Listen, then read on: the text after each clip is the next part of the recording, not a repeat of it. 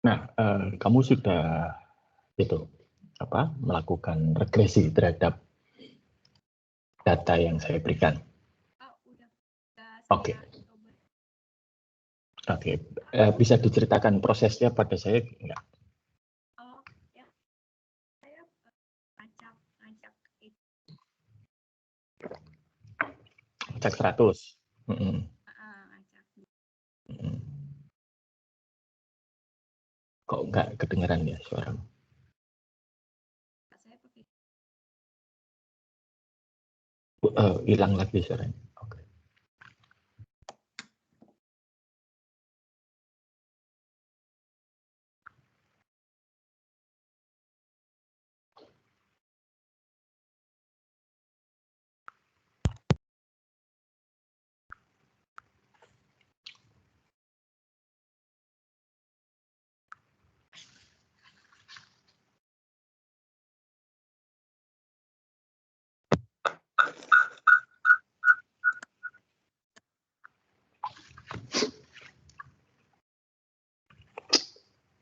Nah, kalau kayak gini gimana, Pak? Oke, baik, sudah. Ya, saya ngacak datanya itu pertama masih pakai yang di internet gitu, Pak. Terus habis itu karena capek kan mencetin satu-satu, akhirnya saya acak manual. Saya acak manual sampai 100 data. Terus udah sih, Pak. Habis itu saya pilihin datanya, saya masukin copy paste ke mana namanya SPSS, karena pas saya masukin coba ekspor ke SPSS itu nggak keluar datanya semuanya gitu, yang jadi kayak lama banget gitu kan. Terus habis itu saya hapus yang nggak pakai, terus statusnya saya copy paste ke data SPSS gitu. Habis Itu kamu yang teks kamu ubah ke numerik tidak? Itu yang menyebabkan SPSS sering tidak mau. Itu pertama. Kedua, ini permasalahan yang sering terjadi di dalam data analitik sebetulnya. Ya, bagaimana mengambil sampling ya, pertama sampling data. Ya, itu kamu kan benar-benar random itu, ya. Aslinya kan kalau di dalam Mitopen kan random itu juga kita harus lihat-lihat karakteristik populasinya kan. Seperti apa. Paling bagus itu kan adalah stratified random kan. Jadi dibuat strata-strata, kelas-kelasnya, lalu di dalam kelas itu simple random. Nah, oke, lalu bagaimana mengekspornya? Nah, ekspor paling gampang itu adalah kalau kamu simpan data tersebut dalam bentuk CSV. Kamu pakai Excel kan untuk itu? Oke, nanti save as-nya CSV. Nah, CSV itu format yang bisa diterima segala umat. Oke, lalu sudah ketemu ya hasil regresinya. Yang signifikan berapa? Ini kan pertanyaannya kan itu. Ini munculnya cuma kayak cache processing summary gitu, Pak. Iya, coba dilihat. Coba kamu tampilkan, Oh iya.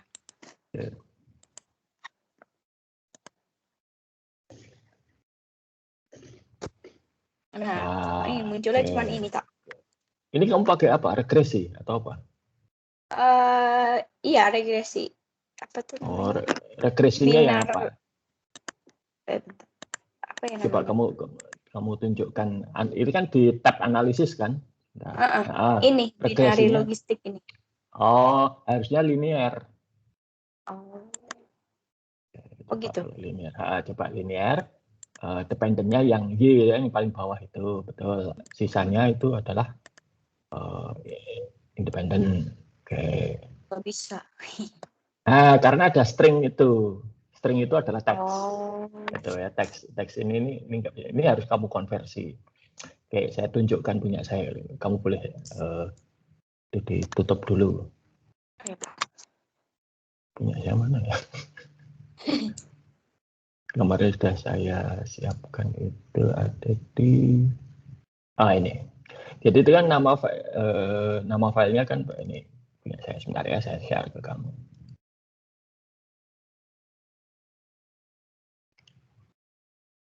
Nih. Nah, seperti edukasi itu saya beri kode, tapi saya harus punya buku kodenya. Ya, kode saya mana? Nah, kamu bisa lihat ini nggak di saya? Nah, enggak. saya tutup dulu. Nah ini buku kode saya ini. Oh ya, iya. jadi saya buat, terserah kamu mau seperti apa, tetapi seperti itu. Jadi harus buat buku kodenya. Kayak kita kembali ke tadi ya. Nah ini kamu perhatikan. Nah ini semua sudah saya buat ke pakai replace saja, find replace itu selesai kok, cepet. Karena tidak semuanya string kan, beberapa sudah numerik. Oke. Nah, kalau kamu nanti berurusan dengan data yang jumlahnya sangat banyak, ini kan hanya 40.000 berapa itu kan, itu nggak banyak gitu. Data itu bisa jutaan baris. Kita butuh alat yang otomatis dan itu bisa dibuatkan. Pakai MySQL misalnya, lo bisa ambil data, kamu bikin script ya, kalau bisa kamu replace itu dengan string atau teks itu kamu replace dengan numerik, kodenya di coding gitu, itu bisa. Oke, baik. Nah, coba hasilnya gimana tadi, Esa? Yang saya tak stop dulu. Oh iya, nggak bisa deh ya, sorry. Oke. Iya, yang linear Iya, nggak iya, bisa. iya, iya. Biasanya yang linear. Iya. Oke. Karena ini harusnya linear saja. Oke. Baik. Nah, sekarang saya akan berikan contoh, tapi dengan tipe data yang data yang lain. Karena ini nanti akan jadi tugas kamu berikutnya sebetulnya. Oke, tipe data yang lain. Ya, saya punya data itu. Nah, masalahnya datanya itu ini dalam bentuk CSV. Ya, sebentar saya buka dulu. Dan ini saya nggak tahu kenapa, tapi anehnya itu CSV itu tidak semua CSV itu setara. Saya nggak tahu. Nah, sebagai contoh, ini kamu lihat, nih, kelihatan toh? Tidak dipisah-pisahkan dengan kolom ya. Iya. Nah, ini bacanya kan susah nih. Nah, kalau caranya seperti ini, yang biasanya saya lakukan itu adalah supaya mudah dibaca saja loh ya, tapi tidak mengubah datanya. Saya akan membuat workbook baru. Kemudian saya akan melakukan impor data. Diklik data, ya. Lalu ini get and transform. Ini from text or CSV di sini nih. Nah. Nggak muncul, Pak. Oh, sorry. Sudah saya share. Nggak muncul ya. Oke, saya share window aja kali ya. Saya share desktop aja lah. Kelihatan ini? Iya, udah. Oke, jadi ini from text CSV. Ini saya beginikan. Saya ambil datanya. Nih, datanya tuh ini. Nah, ini dia akan pakai ini. Nah, ini transform udah langsung aja gitu. Kalau bisa dicek sih sebetulnya. Nah, ini akan muncul. Nah, jadilah datanya seperti ini. Ya, kelihatan lebih baik ya. Oke. Nah, oke.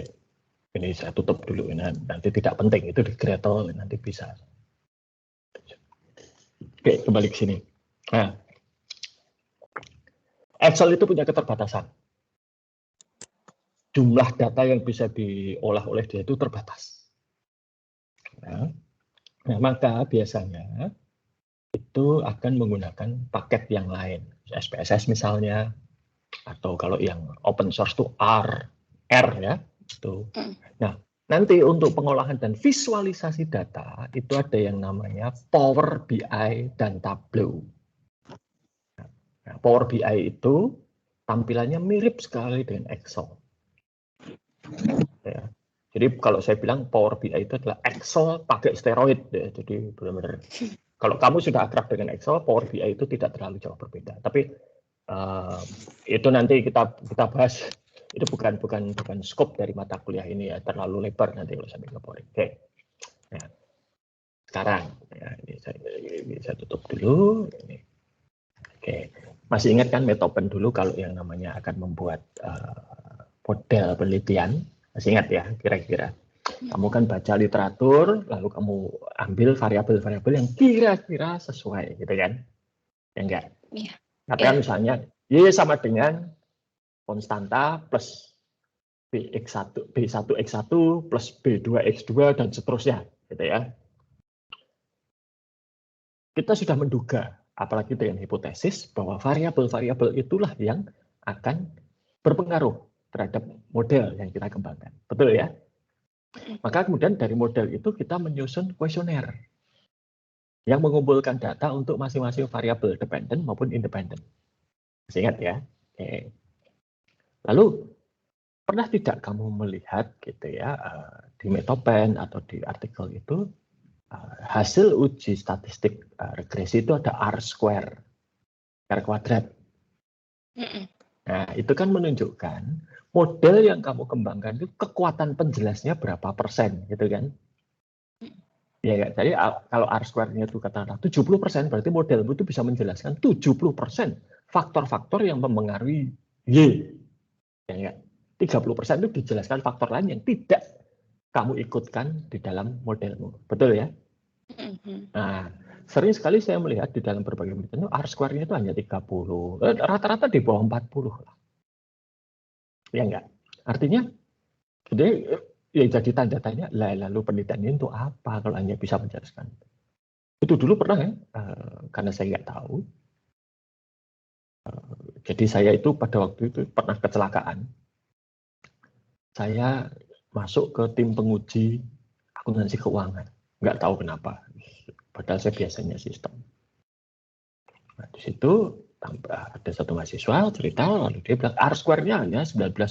Gitu kan. Ya, saya tanya, lah kok cuma 19%? Yang lainnya kemana? Gitu. Dia nggak bisa jawab, nggak lulus gitu kan. Padahal saya itu murni bertanya gitu kan. Maksud saya itu, ya kalau begitu, yang kan hanya 19%, berarti 81% itu apa gitu loh pertanyaannya. Dia nggak bisa jawab, nggak lulus. Gitu. Nah, oke, balik sini. Itu kalau metode. Jadi dalam metode penelitian itu kamu sudah menetapkan dulu dengan model dan hipotesis bahwa inilah variabel-variabelnya. Maka kamu hanya akan mencari data sesuai dengan variabel-variabel tersebut. Betul ya? Kamu sudah tahu. Masalahnya kalau kamu praktek melakukan analisis data, kamu tidak akan sempat melakukan ini. Kamu ada data seperti data itu ya, yang kamu terima itu 40.000 baris. 21 variabel, satu independen, 1 dependen, 20 independen. Betul ya? Itu masih mending kamu sudah tahu independennya dan dependennya. Kadang-kadang kita kan nggak tahu, taunya hanya data gitu. Nah, lalu bagaimana? Nah, inilah sebetulnya pertanyaan utama yang harus dijawab di dalam data science. Termasuk sebenarnya tadi import data, ekspor data itu pekerjaan biasa dan itu dilakukan otomatis. Dan hakikat atau core atau inti permasalahan itu adalah kemudian analisis datanya itu lalu ini yang dependen mana, yang independen mana, lalu bagaimana caranya, modelnya seperti apa, kan begitu. Nah, tidak akan sempat kamu baca-baca. Oh sebentar saya ke perpustakaan dulu cari artikel gitu ya. Perpustakaan mana? Kamu sudah, kalau kamu bekerja kan kamu sudah tidak punya akses ke perpustakaan ya, nggak bisa cari di Google Scholar, oke. Tapi kelamaan, ya. Nah, maka kemudian inilah cara data analisis. Ini yang kemudian disebut sebagai exploratory data analysis. Kalau kamu mengembangkan model penelitian, kamu sudah tahu kira-kira model penelitianmu akan seperti apa. Betul ya? Tetapi di sini kita tidak tahu. Kita nggak tahu ada pola apa di dalam data. Maka kita melakukan eksplorasi. Exploratory data analysis. Oke. Nah, saya kemarin kan kamu pakai SPSS. SPSS itu kan mahal ya. Jadi mungkin kita tahu sama tahu lah. Nah, saya pakai Gradle. Ya, coba saya share ini. Gradle ini yang sudah kemarin saya share. Ini Gradle. Kelihatan nggak? Kelihatan. Oke, sebentar. Ada paket sebentar ya. Ya.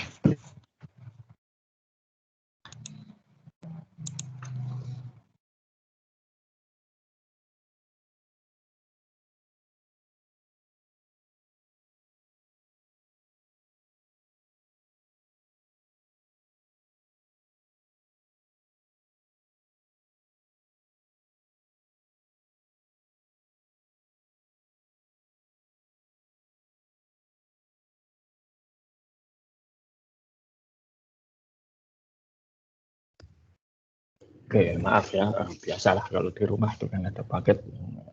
Saya di rumah sendiri lagi. Baik. Tadi Gretel ya. Oke, sudah kelihatan ya. Ini sudah kelihatan. Udah. Oke, jadi inilah. Putih kosong tuh. Iya, betul. Oh, ya, iya. sederhana kan? Jauh-jauh lebih sederhana dan ini gratis.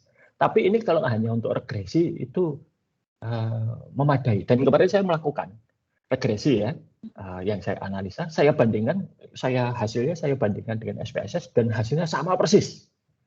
Artinya dia sudah benar, gitu kan. Oke.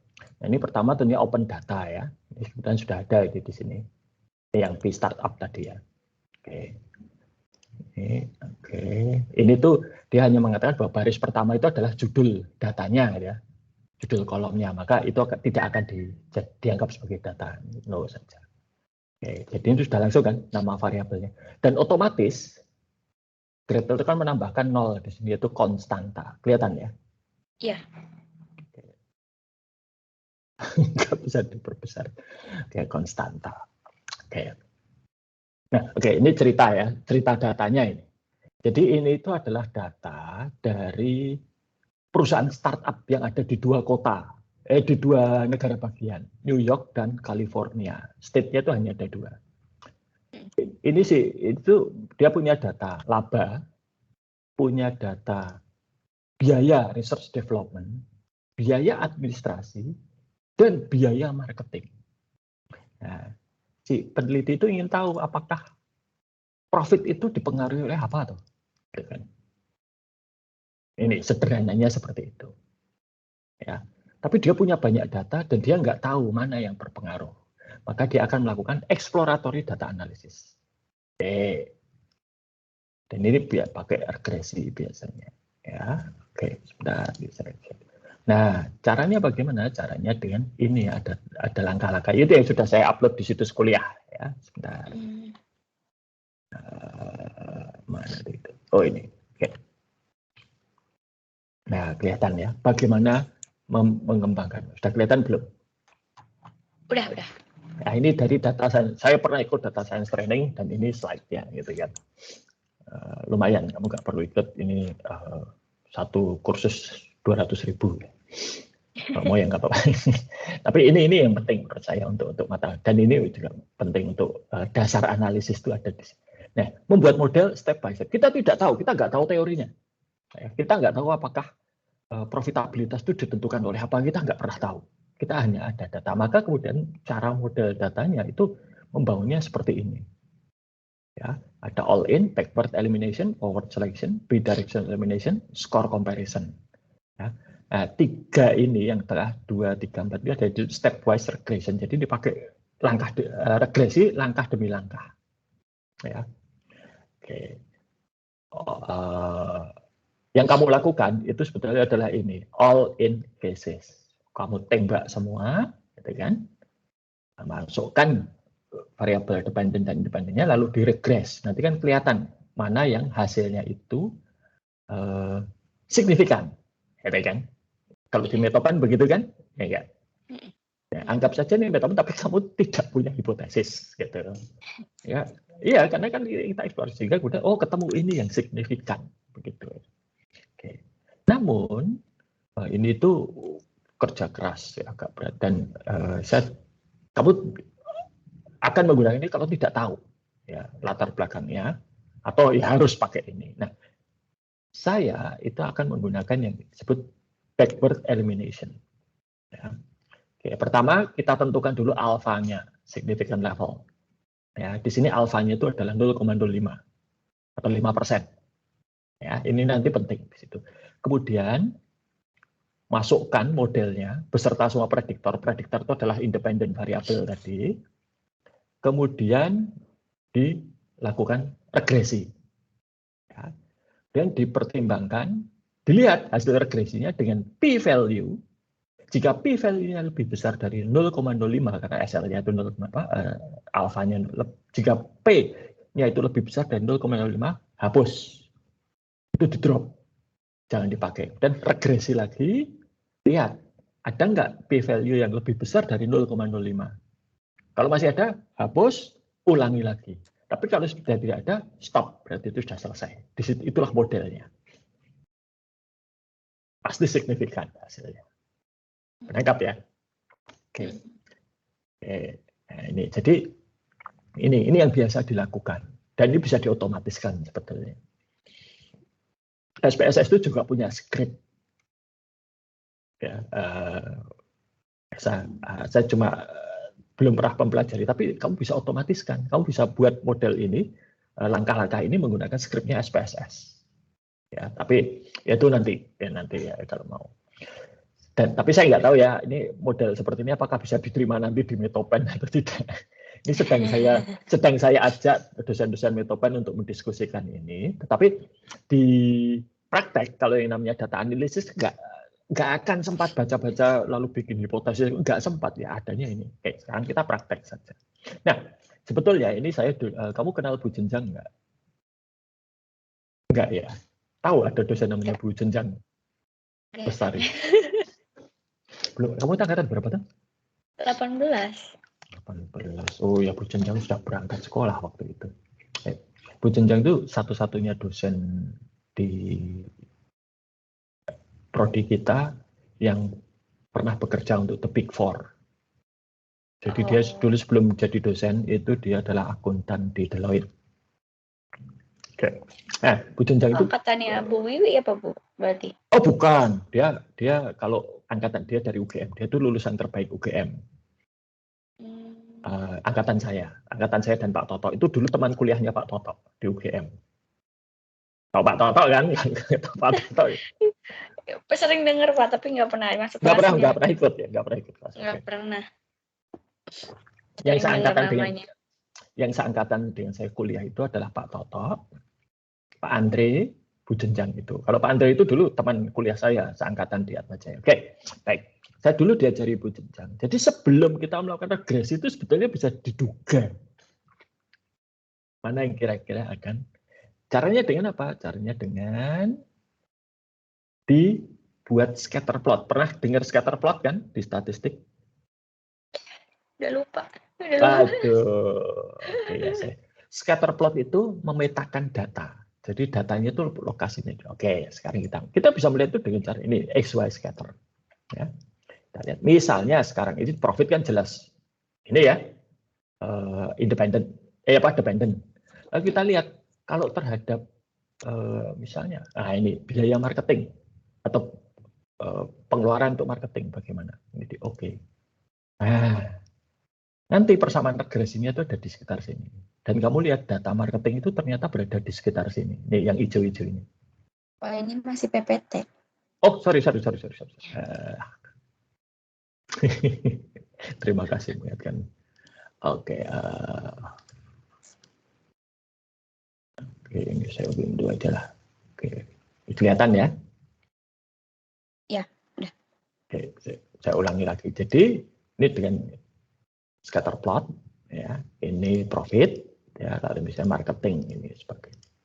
Nah, ini garis ini itu adalah kalau ini di regresi, persamaan regresinya itu ada di sekitar sini.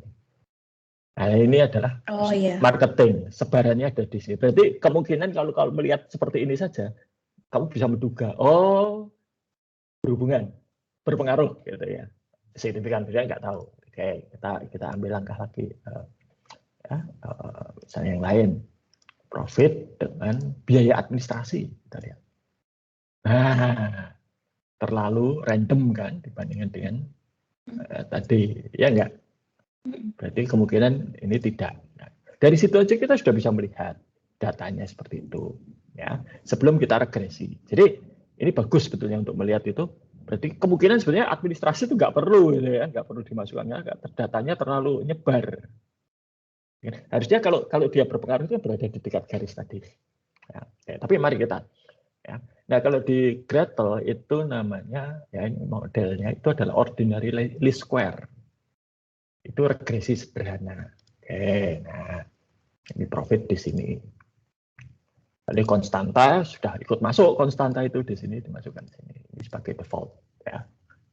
Supaya kita nggak perlu masukkan lagi. Ya, oke, nah ini hasilnya. Kelihatan hasilnya. Kelihatan. Oke. Oke, nah dari hasilnya itu ada di sini ini sebetulnya. Ya, yang penting kita lihat. Ya, pertama ini koefisiennya. Jadi kalau konstantanya itu 47752,3 plus 0,80 sekian untuk R&D spend minus 0,0 sekian untuk administration, marketing spend-nya 0,02 kali kan. Dan state atau negara bagian itu 1332. Oke. Nah, tadi bagaimana langkahnya? Satu, lihat P-value. P-value-nya ada di sini nih. Ini kalau sudah pakai EE seperti ini berarti itu jauh apa 0,00000 gitu kan. Oh iya. Ini sebetulnya esensinya 0. Karena sangat kecil. Nah, kita lihat sekarang yang P-value-nya lebih besar dari alpha 5%, yang mana? 0,05. Mana? Ini administrasi. Betul ya, tadi kita sudah bisa menduga kan, administrasi itu nggak berpengaruh apa? Nyebar. Nih, 0,65 ini jauh. Oke, kita eliminasi ini. Tidak mudah. Ini nggak akan saya tutup ya. Ini kita buat model baru. Nah, ini sama kan? Administrasi kita keluarkan. Kenapa kok satu-satu? Ya, karena meskipun namanya itu variabel independen, sebetulnya antar variabel ini semua ya, kecuali profit, ini saling mempengaruhi. Ini kita tidak tahu pengaruhnya apa. Contoh ya, saling mempengaruhi. Negara bagian dengan marketing. Ya. Apa pengaruhnya? Pajak misalnya. Mengapa kok pengeluaran di satu tempat itu untuk marketing, sama-sama marketing ya, sama-sama pasang baliho, kok lebih mahal dibandingkan yang lain? Oh, karena di sana pajak reklamanya lebih besar, misalnya. Pengaruh kan berarti. Lalu izinnya di sana lebih mudah daripada di situ. Nah, maka pengaruh itu sebetulnya. Tapi oke, nanti kita lihat. Oke, ini ya, kita oke lagi. Sudah ada hasilnya. Nah, tadi yang satunya. Oke, ini saya bandingkan. Nah, kembali kita lihat ke P, ini ya, konstantanya sudah, ya, administrasi hilang. P value-nya. Berubah kan P value-nya, coba marketing spend itu tadinya 0,12, sekarang menjadi 0,07 nih P value-nya. Iya. Berarti memang mereka itu sebenarnya saling mempengaruhi. Ya, begitu administrasi hilang, hitungannya berubah. Ya. Oke, kita lihat masih adakah yang di atas alpha 0,0? Oh, ada ternyata state. Jadi 0,5.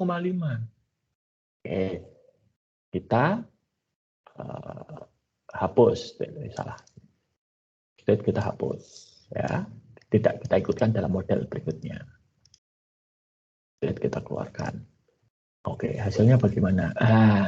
Oke.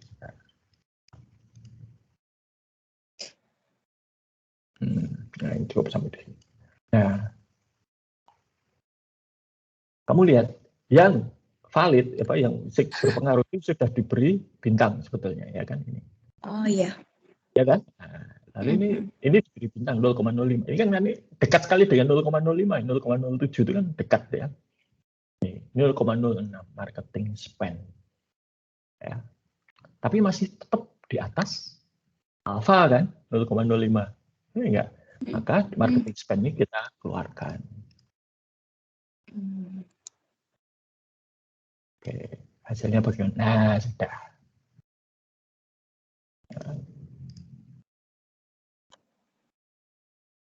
Nah,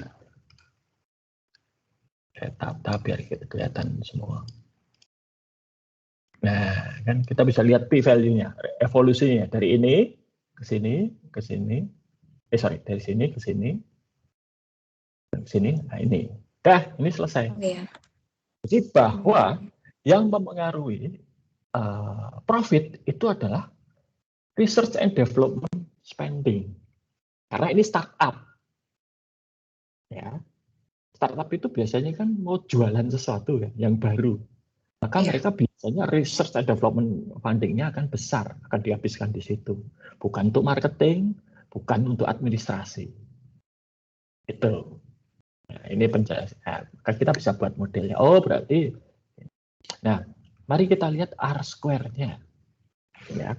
Yang pertama di sini R-square-nya berapa? Di sini saja sudah 0,95% nih, Esa. Ya. Dan yang terakhir ini harganya 0,94.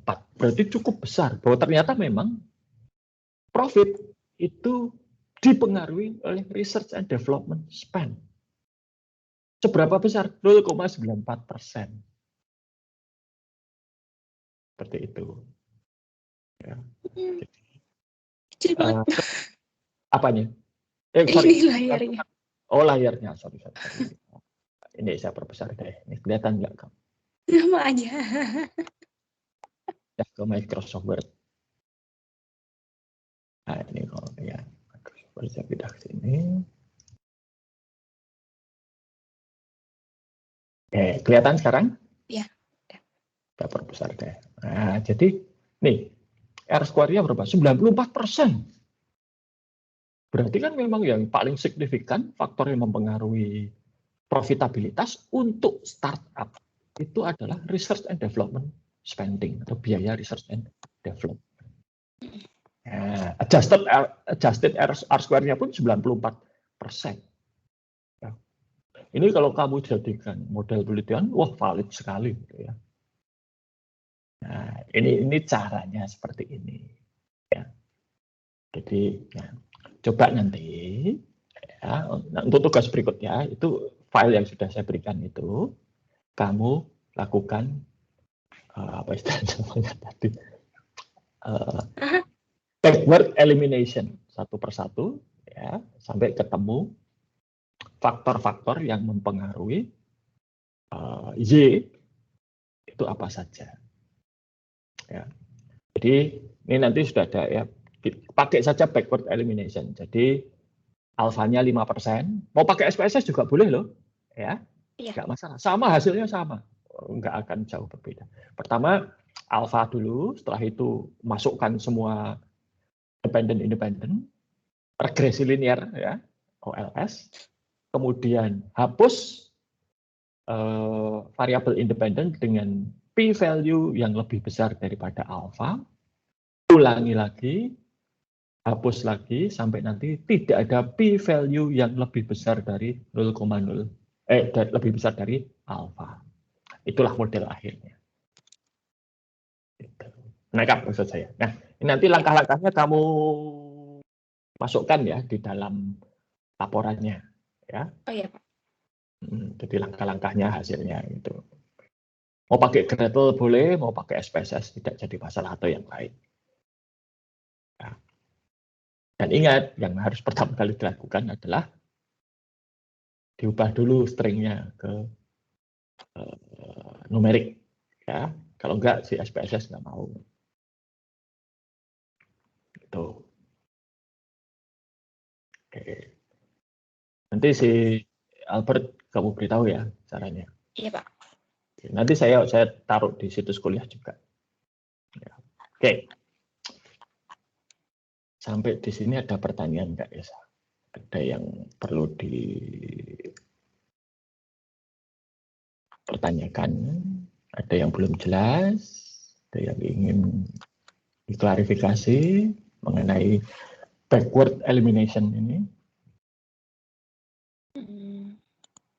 Kayaknya enggak Pak. Nanti begitu jalan pasti ada. Nah, ini bisa diotomatiskan. Nah, ini bisa diotomatiskan dan kita bisa menemukan tuh.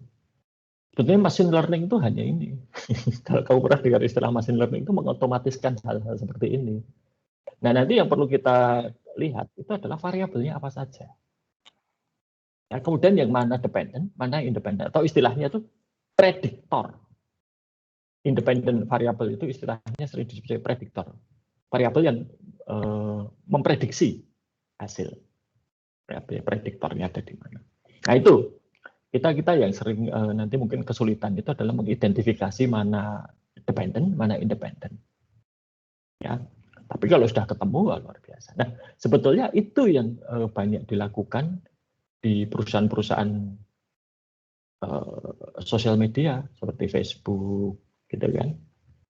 Facebook, Instagram, TikTok. Mereka itu memprediksi itu. Jadi misalnya kamu, ya, kok kamu itu sering mengkliknya postingan-postingan dari akun tertentu misalnya, dan di situ lama lihatnya, gitu kan. Kemudian mereka kuantifikasi itu. Biasanya kan Instagram lah ya, Instagram itu biasanya kalau saya tidak akan melihat ke akun tertentu, kecuali itu milik orang dekat, teman dekat saya gitu lain. Tetapi biasanya yang saya lihat kalau Instagram itu adalah pada postingan dengan tema tertentu. Dan saya itu suka anjing. Maka saya akan lihat Instagram Reel, video-video anjing-anjing yang sedang aneh-aneh itu. Itu dikuantifikasi, maka kemudian kalau sekarang saya buka Instagram saya, lalu saya masuk ke search, itu yang muncul duluan itu adalah mengenai anjing-anjing. Nah, Netflix juga sama. Netflix juga sama. Dia akan melihat film atau acara TV apa yang paling sering ditonton. Maka kemudian berdasarkan itu coba diprediksi. Ya, itu ada skornya. Tiap. Jadi misalnya saya itu pernah nonton satu film, tapi hanya 5 menit, itu skornya berapa. Nonton satu film seri sampai habis dalam 2 hari berturut-turut, itu skornya berapa. Nah, dengan skor-skor itu, mereka memprediksi, oh kalau begitu Sami Haji ini kira-kira seneng film yang seperti ini. Mencari film-film dengan skor yang mendekati. Sederhana sebetulnya. Nah, sekarang masalahnya adalah domain knowledge, pengetahuan. Ya, terutama untuk sosial media itu yang perlu diketahui apa toh? Perilaku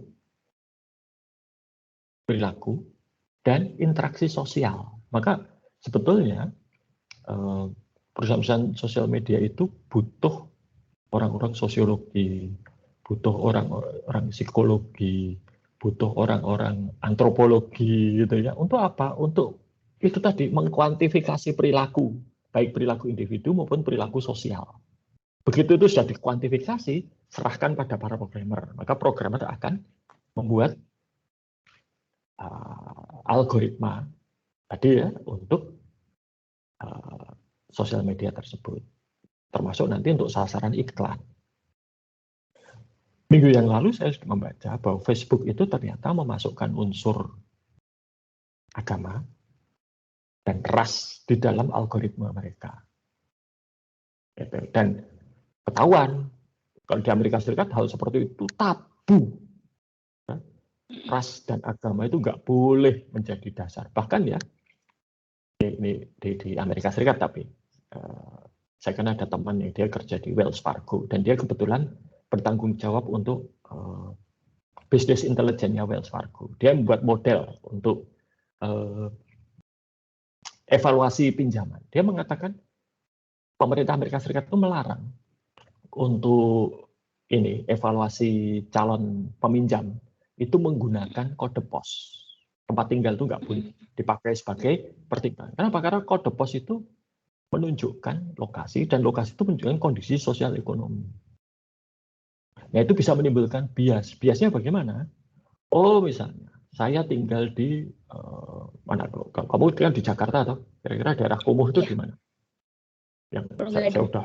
Oke, Pulau Gadung. Misalnya ya Pulau Gadung.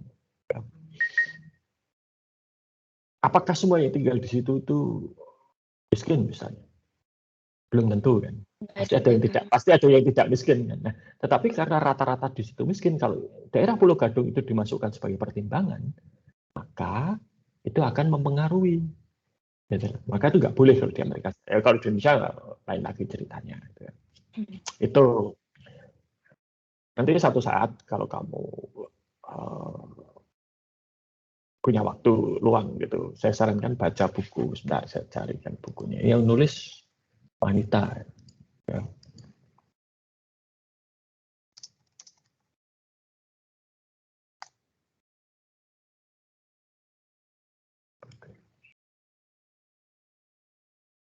Ini bukunya.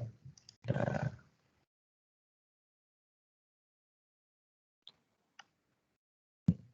Oke, saya share dulu. Yang ngarang itu adalah Cathy O'Neil. Cathy O'Neil itu seorang ahli matematika. Ini Weapons of Math Destruction. Ya. Jadi dia mengatakan big data dan lain sebagainya itu mengancam demokrasi dan ketidakadilan. Ya. meningkatkan ketidakadilan dan mengancam demokrasi. Kenapa?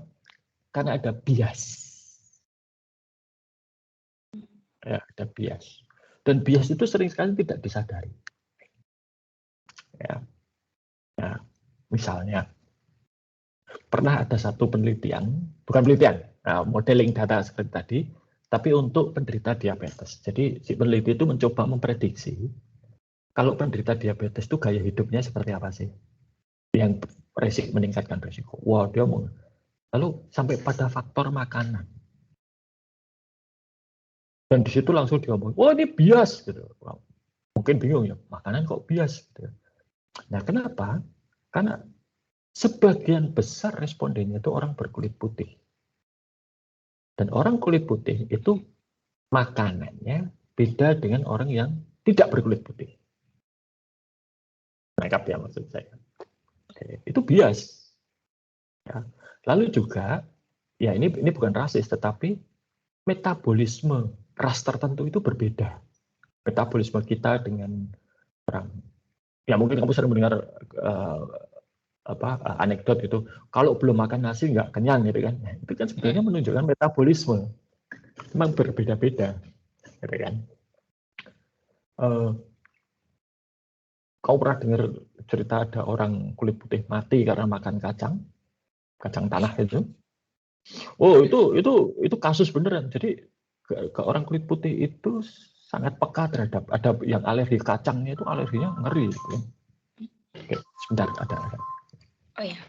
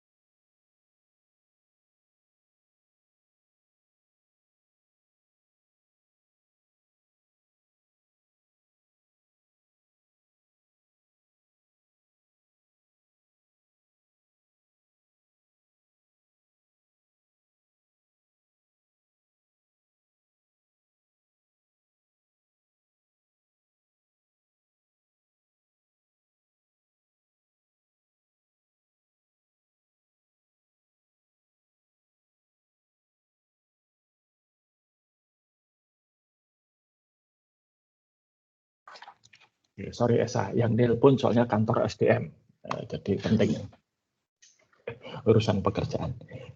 Sampai di mana tadi? Sampai mana tadi? Orang luar meninggal makan kacang. Oke, ya, itu alergi. Ya, alergi kacang. Alerginya itu ini loh, menyebabkan pembengkakan di radang. Kalau kita kan alerginya gatal-gatal di kulit gitu ya. Ini gatal-gatalnya itu di saluran pernafasan. Membengkak, menutup, mati. Oke, di luar. Oke, tapi itu. Ya, jadi bias itu bisa terjadi. Ya, dan sering tidak disadari. Nah, karena itu tercantum di dalam atau inherent ya, turunan di dalam siapa kita. Nah, ini yang sekarang menjadi perhatian. Jangan sampai algoritma untuk data analisis ini, pertama yang otomatis tadi, itu membuat bias. Ya. Contohnya pernah terjadi. Jadi Amazon itu pernah membuat penjadwalan otomatis menggunakan artificial intelligence, penjadwalan kerja. Tapi bias terhadap wanita. Sehingga dampaknya satu, pekerja wanita itu tidak dapat jatah kerja. Dua, kalaupun dapat jatah kerja, itu pangkat mereka diturunkan oleh si mesin ini. Nah kan ngeri gitu ya. Gitu. Ya kan? Nah itu terjadi karena algoritmanya itu cacat, bias. Gitu. Nah ini yang nanti perlu. Nah, oke. Nah, kenapa saya bahas itu? Ya ini karena hari ini kita akan bicara mengenai data analitik. Tuh, ya, oke. Saya share dulu. Apakah sudah kelihatan? Oke, ya. Jadi data analitik dan implikasinya. Implikasi itu bisa positif, bisa negatif, gitu ya. Oke, jadi apa itu analitik? Analitik itu adalah analisis dan interpretasi data secara sistematis. Biasanya pakai matematika, statistik, ya. Jadi untuk memahami yang kita hadapi itu apa, yang data yang kita lihat itu artinya apa. Ya. Seperti tadi kita bisa melihat bahwa ternyata yang mempengaruhi profitabilitas startup itu adalah research and development spending, bukan marketing, bukan administrasi, bukan tempat di mana dia beroperasi. Gitu ya. Nah, lalu ada business intelligence. Business intelligence itu adalah metodologi, proses, arsitektur maupun teknologi yang mengubah data mentah menjadi informasi yang bermakna. Selama ini yang kamu pelajari dari SIA atau pengantar sistem informasi sampai sekarang itu sebetulnya adalah kita itu hanya menampilkan informasi, tetapi interpretasinya tidak, analisis dan interpretasinya tidak. Sebenarnya itu yang ingin dicapai dengan statistik itu. Jadi ada statistik, nanti ada macam-macam itu. Sebenarnya pengarahnya itu adalah analisis dan interpretasi. Kita kan dalam berbagai mata kuliah mungkin tidak secara spesifik ada interpretasi, betul ya? Mungkin kalau di teori portfolio, kamu ambil teori portfolio dan analisis keuangan nggak? Itu pilihan gitu. Atau analisa laporan keuangan. Iya. Nah, iya. Oke. Nah, ya teori portfolio. Nah, itu kan sebetulnya adalah proses ini kan. Kalau mau invest ke saham yang seperti ini gitu kan. Ya enggak. Ini perusahaannya akan bangkrut misalnya. Nah, itu kan sebetulnya ini. Tetapi analisis dan interpretasi ini kan tidak hanya terbatas pada pasar modal dan investasi. Ya, saya berikan contoh. Ada teman, gitu ya. Teman saya ini bekerja untuk, waktu itu masih mahasiswa soalnya, bekerja untuk itu BIS Rosalia Indah. Tahu ya. Tugasnya tahu nggak apa dia? Tugasnya itu mencatat pemakaian ban. Nah, jadi dia nyatat BIS itu kapan ganti ban, mereknya apa, beli baru atau vulkanisir, lalu berapa kali bocor, sekali bocor nambalnya berapa, pecah berapa, dan seterusnya. Dan dia analisis itu. Dari situ kelihatan bahwa untuk perusahaan BIS itu lebih murah kalau dalam jangka panjang ya, kalau beli baru. Padahal biasanya perusahaan BIS itu kalau bannya sudah gundul itu divulkanisir, dilapis karet baru gitu. Dan itu biayanya murah. Initial cost-nya murah, tetapi ternyata long term cost-nya itu lebih mahal. Karena apa? Kalau ban baru itu 1 bulan pertama tidak akan bocor, kecuali ketancap paku atau apa gitu ya. Tapi tidak. Tapi sedangkan ban vulkanisir itu pasti bocor dalam 1 bulan pertama. Padahal nambal ban BIS itu kan nggak kayak nambal ban motor ya, susah gitu. Lalu kemungkinan probabilitas ban itu pecah ketika dipakai itu lebih besar ban vulkanisir. Dampaknya kecelakaan lebih mungkin terjadi. Nah, kalau kecelakaan kan ya pasti ada kerugian besar kan. Mending kalau tidak ada korban. Ya, kalau ada korban nah itu lebih parah lagi. Atau kecelakaannya melibatkan kendaraan lain, itu lebih parah lagi. Biayanya lebih besar. Maka setelah dihitung-hitung dengan data historis, dia menunjukkan beli ban baru lebih murah daripada beli ban vulkanisir. Atau memvulkanisir ban yang ada. Itu contoh. Yang lain, kamu sehari-hari transportasi pakai apa? Motor. Kalau di sini sepeda. Kalau di sana motor. Motor. Oke. Di sini itu di mana maksudnya? Di Bekasi. Oh, di Bekasi. Oke. Kalau di Jogja motor? Iya. Kamu kalau beli bensinnya apa? Pertamax. Pertamax. Oke. Good. Dulu ketika zaman premium masih terbaik, masih laris gitu ya, zaman Pak SBY. Itu pernah ada yang menganalisa. Dia pakai motor. Dan selama 3 bulan dia itu gonta-ganti. Jadi sebulan dia pakai premium terus. Gitu kan. Dan ganti, dikuras habis kan. sebulan kemudian dia pakai Pertamax. Setelah itu kuras, dia sebulan pakai Pertamax Plus. Lalu dia hitung. Ternyata untuk per kilometer itu paling murah, tebak yang mana? Per kilometer. Pertamax. Jadi kalau Pertamax itu per kilometer biayanya Rp2.000. Premium meskipun harga belinya murah, tapi per kilometernya itu hampir 3.000. Pertamax Plus itu per kilometernya sekitar 2.000, lebih murah daripada premium bahkan 2.400. Jadi sweet spotnya atau yang paling pas itu Pertamax yang 92 itu. Ya. Nah, dia publish itu, itu hanya dia iseng gitu ya, dia melakukan pengamatan gitu. Tetapi itu menurut saya masuk akal gitu ya, dan saya nggak tahu kenapa tidak menjadi lebih. Dulu ketika terjadi konversi dari bahan bakar subsidi ke bahan bakar non subsidi kan banyak yang teriak-teriak kan, wow macam-macam gitu kan, mahal.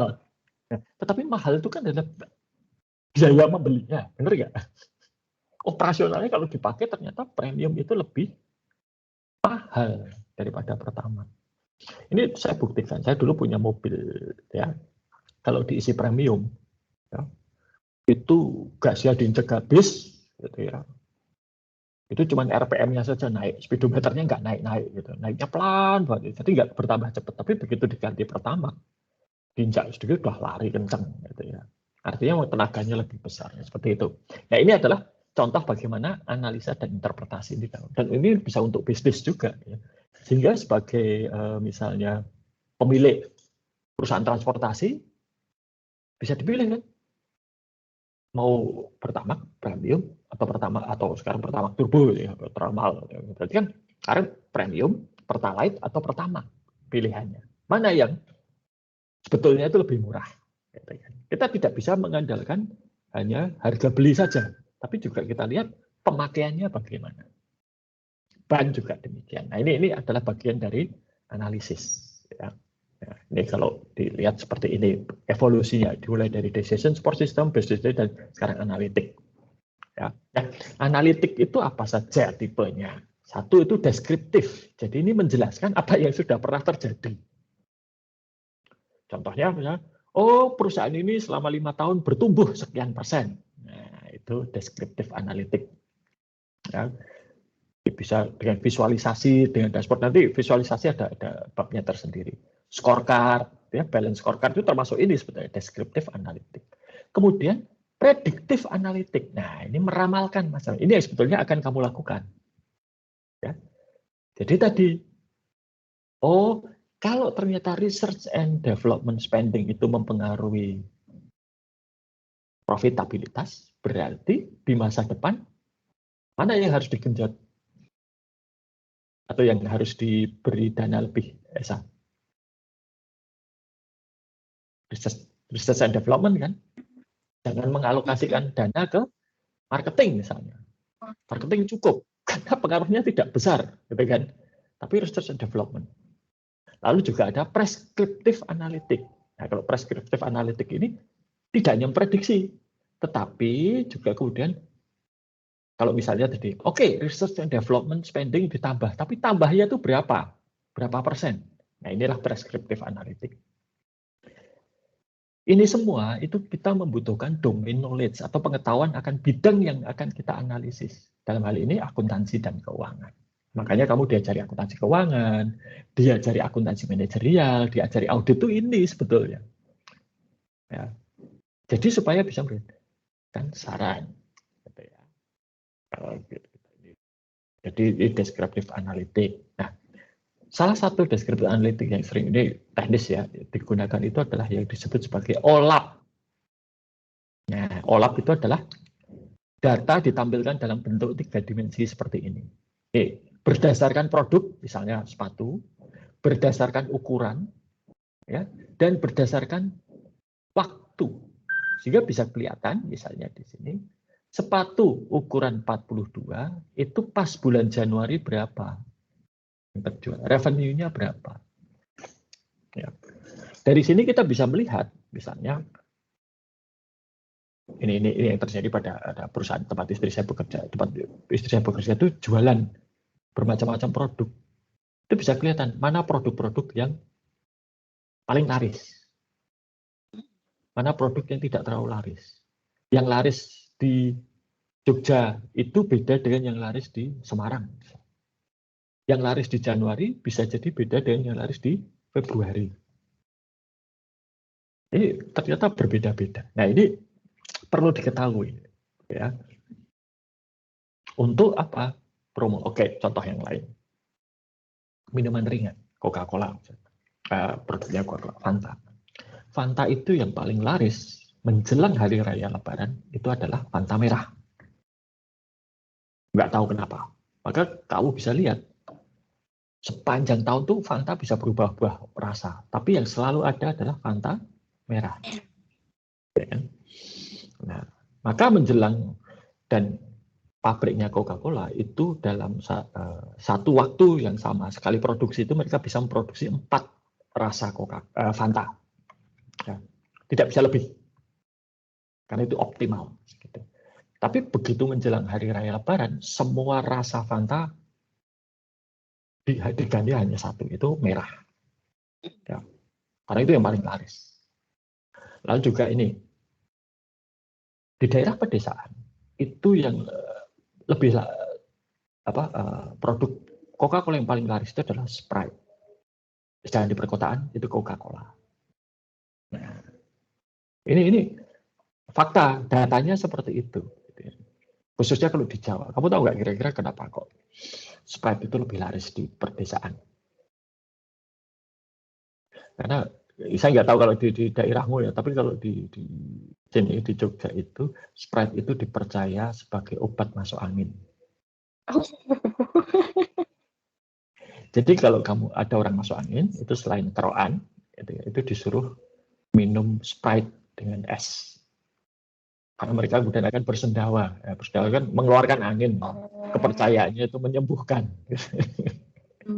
Ya, nggak tahu itu benar atau enggak, tapi faktanya seperti itu. Dan itu kan nggak penting. Gitu kan. Mengapa seperti itu? Itu sebenarnya nggak terlalu penting untuk Coca-Cola. Gitu. Oke. Contoh. Lalu ini bisa ditelusur lagi lebih ke dalam. Gitu kan. Mana tahu yang paling laris, ya, mana yang tidak laris gitu ya. Nah, visualisasi. Manusia itu punya masalah untuk membaca dan mencerna angka. Ya. Kalau lihat angka-angka statistik, akuntansi keuangan itu sudah langsung migrain kumat mungkin gitu ya, ya enggak? Iya, Pak. Ya, itu biasa. Manusia itu memang makhluk visual sebetulnya. Kita akan lebih mudah mencerna informasi berdasarkan atau kalau informasi tersebut ditampilkan secara visual. Seperti ini. Ini yang klasik ya. Ada diagram batang, garis, pie chart seperti ini. Dan ini masing-masing itu punya kegunaan. Kalau ingin menunjukkan tren ya garis. Ingin menunjukkan perbandingan, ini misalnya ya pakai ini ya batang. Atau ingin menunjukkan proporsi, pakai pie. Seperti itu. Ya. Namun seni sebetulnya, seni visualisasi ini sekarang berkembang pesat. Tidak lagi terbatas pada ini. Saya lihat ya kalau di berbagai media sosial itu ada infografis, itu sering lihat ya. Ya kan? Nah, infografis itu kan sebetulnya visualisasi data. Oke. Kan saya tunjuk contoh ya. Ini jadi visualisasi data itu sekarang tidak terbatas pada diagram-diagram itu kuno ya. Cuman nggak tahu kalau nanti misalnya ada skripsi yang iseng pakai itu boleh atau enggak gitu ya. Karena dulu teman saya, zaman saya skripsi itu tahun berapa ya? 97. Ya.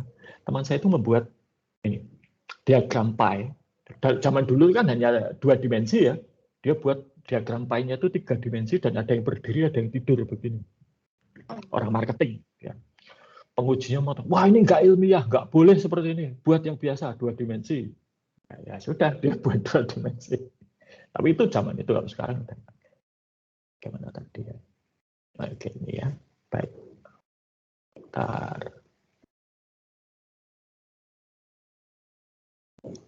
Kok nggak kelihatan? Kelihatan Pak, buku. Bentar. Baik, oke. Nah, ini dia. Ini namanya Visual Cinnamon. Ya, ini milik seorang artis yang biasa memvisualisasikan data. Kamu bisa lihat sekilas saja sudah macam-macam ya visualisasinya. Dan dia kliennya macam-macam ya. Ada ini kliennya Wonderlust, ini Elemental Flows, Wondering of Stars, Swiss Girl, Science News ya, ini personal project. Scientific American ini terbitan apa? Yang science itu.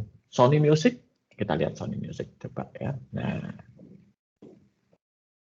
ini tuh adalah visualisasi data album-album yang mencapai atau memperoleh gold. Gold itu kalau di Amerika Serikat terjual minimal 500.000 keping. Platinum itu 1 juta. Saya nggak tahu kalau sekarang mungkin pakai 500.000 download atau 1 juta download ya kan, zaman dulu itu berapa keping atau berapa unit yang terjual. Ini bisa. Ini dia Harry Styles misalnya. Harry Styles itu ada di sekitar sini nih, gitu kan. Nah, ini seperti ini.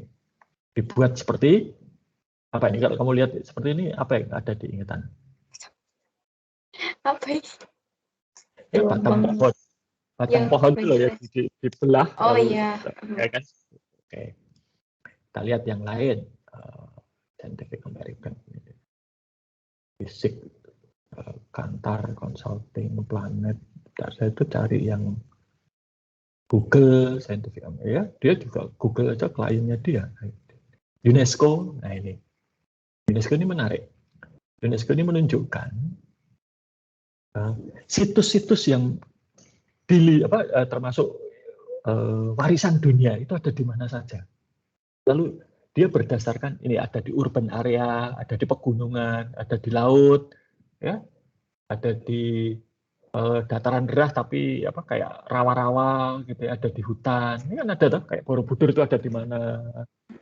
Lalu ada di apa padang pasir misalnya, ada di daerah mana. Ini ditunjukkan. Ini seperti ini. Termasuk Subak itu kan yang di Bali ya, itu kan World Heritage itu. Batik misalnya itu ada. Nah, ini kan macam-macam ya. Divisualisasikan seperti ini. Oke. Nanti kamu visual cinnamon, kamu bisa lihat sendiri contoh-contohnya. Oke. Ya, jadi itu visualisasi itu penting, terutama untuk menyampaikan pesan atau juga menyembunyikan pesan. Ini yang perlu diingat. Ya. Sebentar, saya cari satu ya.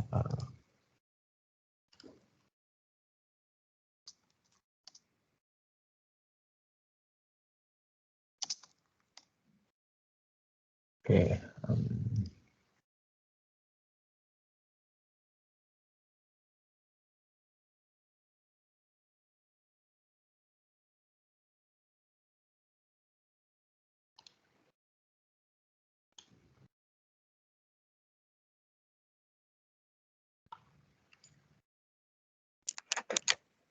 Oke. Kok kelihatan? Oke. PPT. Belum. Sebentar. Saya oke. Ya. Ini coba saya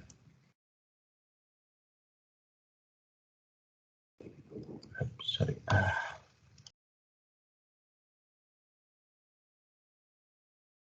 Oke.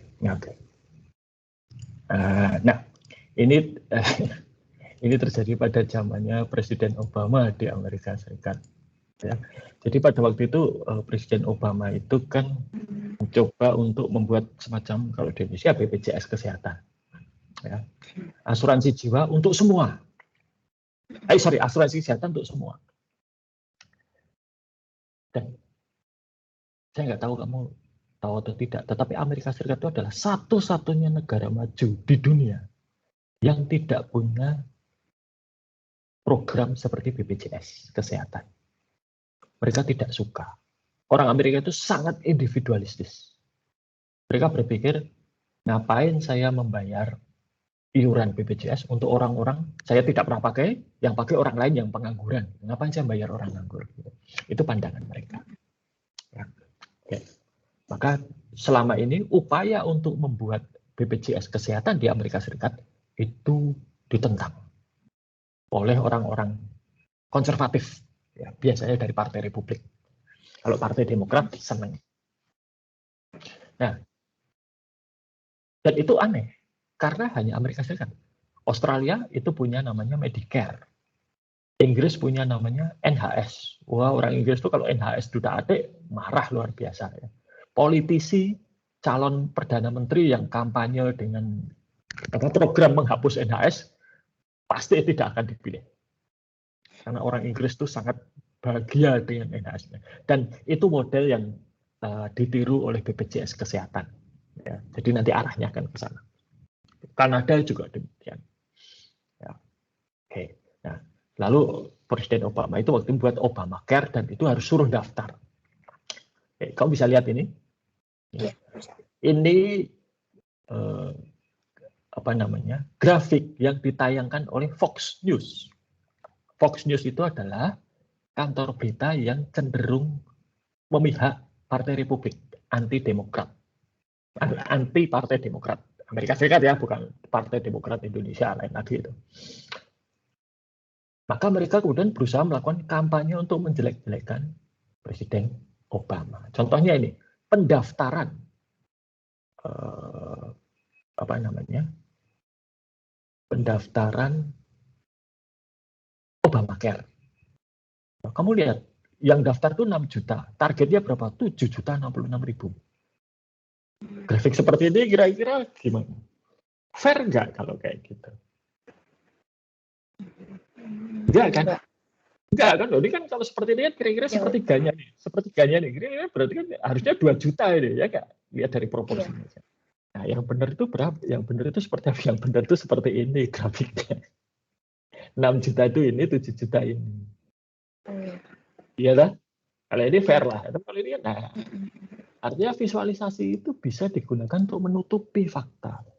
Angkanya jelas 6 dan 7, tapi orang cenderung hanya lihat grafiknya. Wah, kok masih jauh gitu kan? Padahal enggak seharusnya. Tuh, ya. Nah, maka hati-hati dengan visualisasi ini. Ya. Dan visualisasi ini sering sekali dimainkan di dalam hoax. Sayangnya itu. Ya, mana tadi? Ini. Oke. Ya, nih. Tapi untuk penyampaian informasi, visualisasi ini bagus sekali. Lalu predictive analysis tadi ya, ini regresi itu udah prediktif. Jadi kamu berdasarkan data masa lalu mencoba memprediksi masa depan.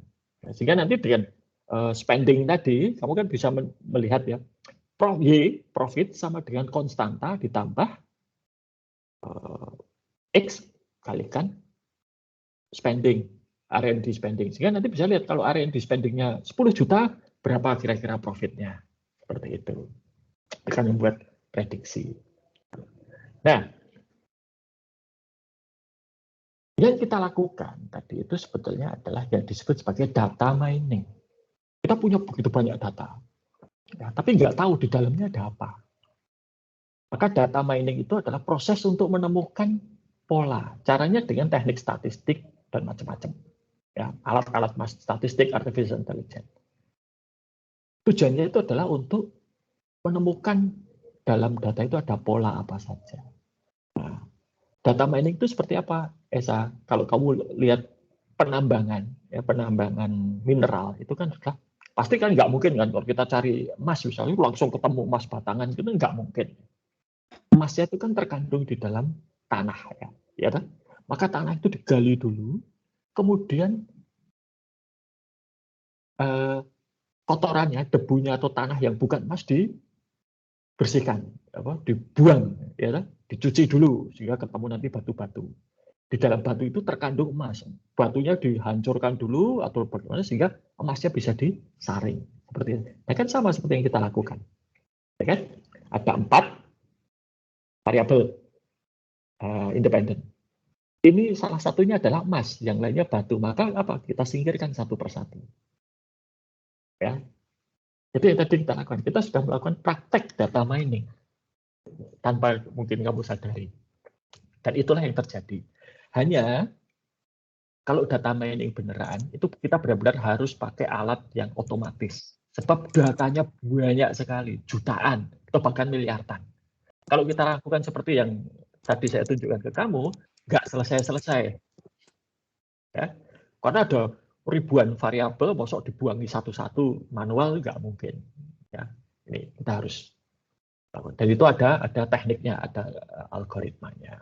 Ya. Nih. Tekniknya apa? Regresi tadi, ya, regresi, macam-macam regresi.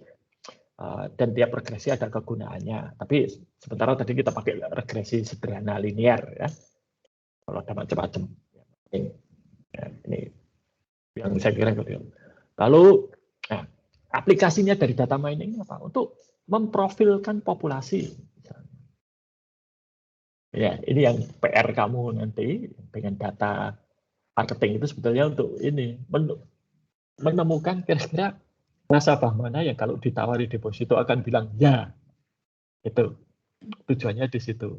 Ya, bisa juga menganalisis tren ya, atau mengincar. Nah, ini kan sebenarnya target marketing ini mengincar segmen konsumen tertentu. Oh, kalau punya ini dia kalau ditawari deposito mau, maka saya hanya akan menghubungi nasabah-nasabah dengan profil seperti ini. Itu. Ya. Dan ini juga bisa digunakan untuk mendeteksi fraud. Ya. Karena apa? Fraud itu kan tidak mungkin muncul begitu saja. Fraud itu kan ada tahapannya, ada tanda-tandanya. Nah, tanda-tanda ini yang kemudian dicari. Ya. Kamu familiar nggak dengan proses tender? Kemarin minggu yang lalu sudah saya sampaikan tentang tender itu kan di kelasnya punya ini ya. Oke. Iya. Tender itu kan biasanya mengajukan proposal. Ya. Nah, kalau tender misalnya 10 perusahaan mengajukan 10 proposal, betul gitu ya. Nah, bisa jadi ternyata ini kolusi. Ini sering terjadi di Indonesia dan dimanapun. Seolah-olah yang maju itu 10 perusahaan, tapi sebetulnya 10 perusahaan itu dimiliki oleh orang yang sama. Nah, atau mereka itu satu kelompok gitu loh, sehingga sepakat. Oh, tender yang ini yang menang nomor 5 aja, gitu. Yang lainnya maka membuat penawaran yang lebih mahal dari nomor 5 supaya Pak yang menang nomor 5 nanti bagi-bagi pekerjaan. Gitu.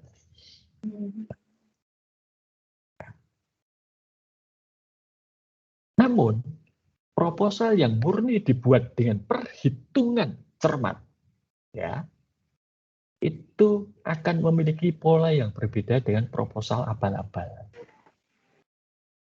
Angkanya akan beda. Dan itu ada cara mendeteksinya. Ya. Tuh. Oke. Lain lagi nih. Ini terkait dengan supplier. Dengan utang. Saya dulu pernah diberitahu jadi begini. Ada satu kasus, satu perusahaan ini punya supplier. Suppliernya ini nggak ada masalah sih sebetulnya. Beres dia.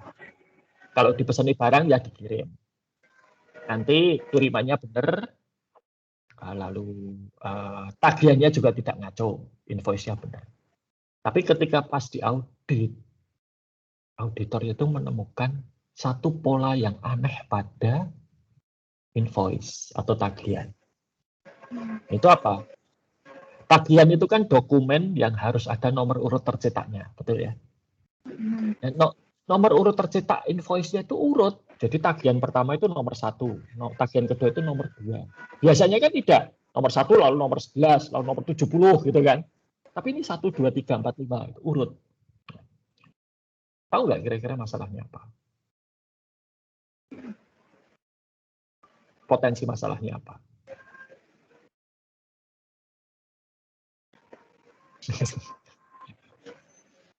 Kalau saya jualan dan saya memberikan invoice atau tagihan pada semua pelanggan saya, kira-kira mungkin nggak nomor invoice-nya itu urut? Enggak. Kalau urut berarti apa? Bayar sendiri. Gimana sih? Hanya punya satu pelanggan. Oh iya. Dan itu bahaya. Artinya apa? Kelangsungan hidup si supplier ini tergantung pada satu pelanggan itu. Kalau tidak pesan lagi mati suppliernya. Nah, ya sekarang nggak masalah karena dia masih terus, tapi di masa depan ini berbahaya. Nah itu contoh, gitu ya. Dan ada macam-macamnya kan. Analisa penggunaan tadi yang saya ceritakan mengenai ban maupun bensin itu ada di sini, gitu kan. Dan seterusnya. Profitability analysis ini, istri saya baru saja melakukan profitability analysis untuk produk yang dia jual. Produk-produk yang murah itu laris, tapi margin keuntungannya tipis banget. Ya. Sehingga ya bisa dikatakan tidak menguntungkan, maka itu akan dihapus katanya. Tidak, mereka nggak akan jualan itu lagi. Karena apa? Marginnya tipis. Tapi itu yang paling laku. Gitu ya. Credit scoring tadi ya untuk itu apa menilai. Lalu ada prescriptive analysis. Nah, ini yang sekarang dipakai misalnya untuk rekomendasi produk. Kalau kamu masuk ke Tokopedia, Shopee itu kan ada kan kamu ditawari sesuatu, ya enggak? Nah, itu tidak muncul dari langit, itu berdasarkan perilakumu di masa lalu. Ya. Nah, lalu alat-alatnya apa? Nih, ya kalau kamu nanti mau belajar, nomor satu saran saya adalah coba kuasai R. Ini banyak dipakai. R ini adalah, atau R, ya itu adalah software untuk analisa statistik. Ini open source. Ya. Dan ini banyak dipakai. Google pun pakai R. Ya, ini jauh lebih kuat daripada SPSS dan lain-lain. Hanya memang sedikit lebih rumit untuk dipelajari. Karena kamu harus nulis skrip. Ya. R itu harus bikin semacam skrip untuk mengeksekusi. Lalu ada Python.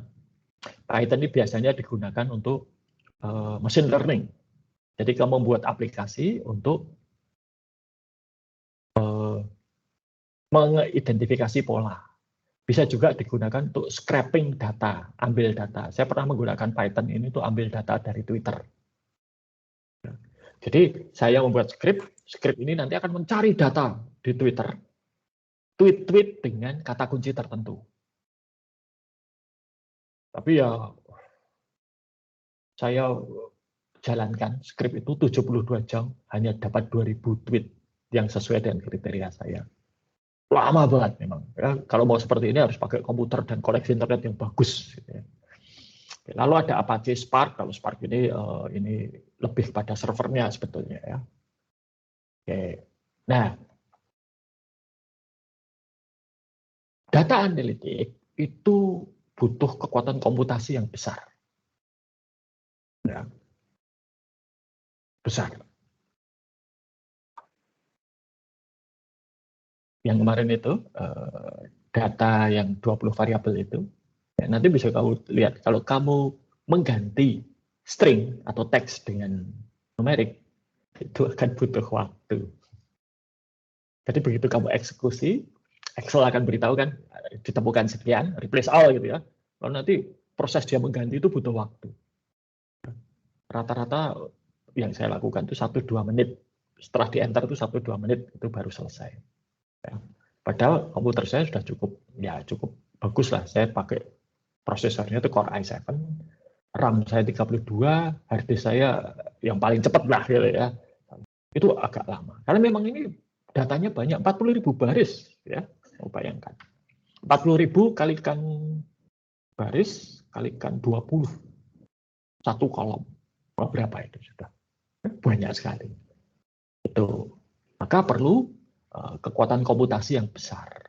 Ya, ini. Maka data analis itu mereka pasti pakai komputer-komputer yang kuat.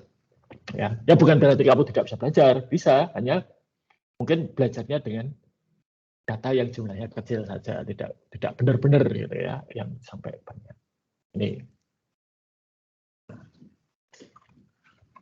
aplikasinya apa saja, macam-macam di bisnis, e-government. Ini sekarang kalau Direktur Jenderal Perpajakan sudah pakai ini untuk mencari wajib pajak yang potensial. Ya, misalnya mereka menelusuri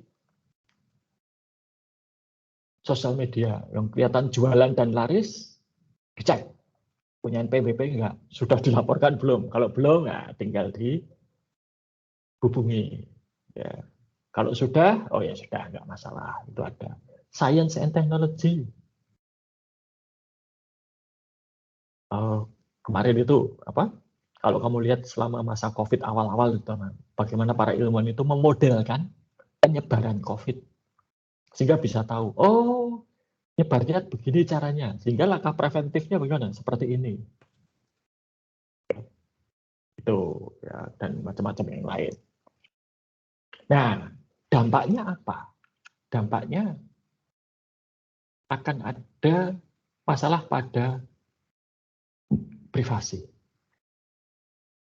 Entah kamu sadari atau tidak, toko-toko online itu tahu preferensimu.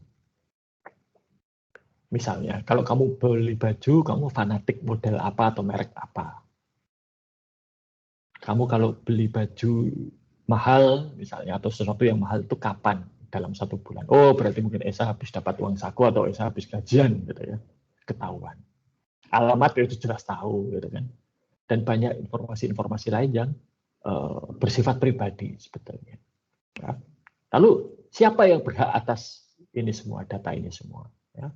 Lalu ini kualitas algoritma yang tadi kita bicarakan di awal, bias. Ya. Dan berbagai macam yang lain, ya, transparansi, validasi. Itu. Ya, jadi itu masalahnya. Oke, sampai di sini ada pertanyaan nggak, Esa? Sudah jelas PR-nya ya? Oke, nanti minggu depan kita lihat hasilnya. Oke? Ya. Oke, kalau tidak ada pertanyaan, sampai di sini dulu dan sampai jumpa minggu depan. Terima kasih, Pak. Selamat siang.